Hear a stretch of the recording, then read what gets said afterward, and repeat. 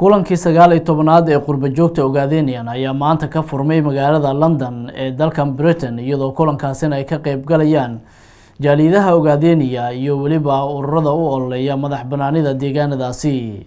shirkan oo ahaa kii 19aad ee yeeshaan jaaliyada Soomaalida Ogaadeniya ayaa waxaa lagu qabtay galbeedka magaalada London iyadoo furitaanka shirka ay maanta ka soo qayb galeen dadweyne aad u fara badan, mas'uuliyiin, waxgarad, aqoon-yahano, siyaasiyiin iyo waliba marti sharaf ka kala yimid qaybo ka mid ah dalalka caalamka. wajiga koowaad ee shirka ayaa maanta diiradda lagu saaray xuquuqda dadka Ogaadeniya, xaaladda bini'aadanimo ee haatan ka jirta deegaanada Soomaalida Ogaadeniya iyo qodobo kale oo si aad ah maanta shirka loogu gorfeeyay. dadkii ka hadlay madasha shirka ayaa ku dheeraaday ahmiyadda ay leedahay shirarka noocan oo kale iyo in la xoojiyo midnimada iyo badbaadinta dadka Soomaaliyeed ee Ogaadeniya. mas'uuliyiinta hadallada dheer ka jeediyay shirka ayaa waxaa ka mid ahaa Admiral Maxamed Cumar oo isagu ah gudoomiyaha jabhadda xoreynta. hadalladii halkaasi ka jeediyayna waxaa ka mid ahaa kulanka aynu maanta halka isugu nimid la yidhaahdo shir sanadeedkii jaaliyadaha siduu ku bilowday inaynu bal isir xusuusino. shir sanadeedku wuxuu ku bilowday dadkii reer Ogaadeniya ahaa markii dalkoodii laga qaxiyey, markii intay istaageen ay yidhaahdeen waxaanu doonaynaa inaanu aayahayaga ka tashanno gumaysigii si aan hadalkaa dib loogu soo qaadin yuu shacbigii dhibaato weyn u geystay.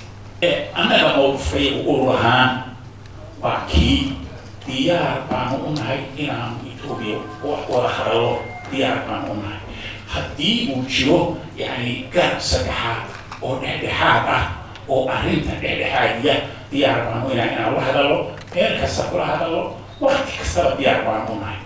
waa mowqifka ururkeena, waa sidaas weeye. waxaa mowqifkayagu ururkayagu yahay marka inaanan ka tanaasulin qadiyadayadii, halgankana aanu sidii u wadayno ilaa aanu ka gaadhno yoolkii aan higsanaynin ama yoolkii aan higsanaynin. guddiga qabanqaabada shirka ayaa iyaguna ka waramay marxaladihii kala duwanaa ee shirku uu soo maray iyo furitaanka shirka ee maanta. hormuudka guddiga Daahir Xasan ayaa isagu ka warbixiyay marxaladihii kala duwanaa ee shirka iyo sida uu maanta ku furmay. Kalson TV aad baan ugu mahadcelinayaa ka soo qayb galeen xafladan ballaaran ee maanta ka dhacaysa galbeedka magaalada London. maanta halkan waxaa iskugu yimid oo lagu qabanhayaa shirweynihii jaaliyadaha Soomaalida Ogaadeniya oo sanad walba dhaca. nasiib waxa u yeelatay sanadkan in lagu qabto magaalada London, waana kii 19aad isagoo kii ka horeeyay iyo kuwii ka soo horeeyay lagu kala qabtay wadamada Australia, Canada, Sweden iyo South Africa. sida ayaynu kala horeeyeen. runtii shirkan waa shir muhiim ah oo aad iyo aad qadiyada iyo dalka Soomaalida Ogaadeniya muhiim u ah laguna kala warqaato mar walbana wixii soo qabsoomay iyo waxa la hiigsanaya lagaga hadlo. shirkan waxaa ka soo qayb galay qowmiyado aad u fara badan oo ay ka mid yihiin qowmiyadaha Soomaalida, waxaa ka mid ah Oromada, waxaa ka mid ah Sidaamada, Amhaarada, Benishangulka, dadyooga faraha badan ee Itoobiya gumaysto. waxaa kaloo ka soo qayb galay hay'adaha xuquuqul insaanka u dooda oo dunida. waxaa kaloo ka soo qayb galay ururada aan dawliga ahayn sida ururka la yiraahdo UNDPO oo madaxweynaheedii Mario uu ka soo qayb galay. waxaa ka soo qayb galay Solidarity in UK ururka la yiraahdo. waxaa ka soo qayb galay wariyaal fara badan oo caalamka ka socda, kuwa Arab ah, iyo kuwa ajnabi ah iyo kuwa Soomaaliyeedba.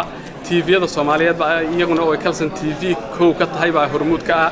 runtii waxaa kale oo ka soo qayb galay madaxda jabhadda wadaniga xoreynta Ogaadeniya oo ugu horeeyo gudoomiyaha Admiral Maxamed Cumar Cismaan, gudoomiye ku-xigeenkii Maxamed Ismaaciil iyo hoggaanka arrimaha dibadda Cabdiraxmaan Sheekh Mahdi iyo xogayaha golaha dhexe ururka ONLF Maxamed Cabdi Yaasiin iyo madax fara badan oo golaha dhexe iyo guddiga fulinta ah.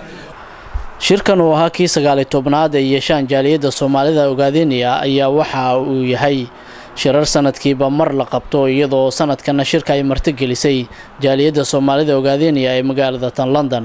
shirkan ayaa waxa uu socon doonaa muddo 3 maalin iyadoo maalinta Axadda lagu wado in shirka gabagabadiisa laga soo saaro war murtiyeed.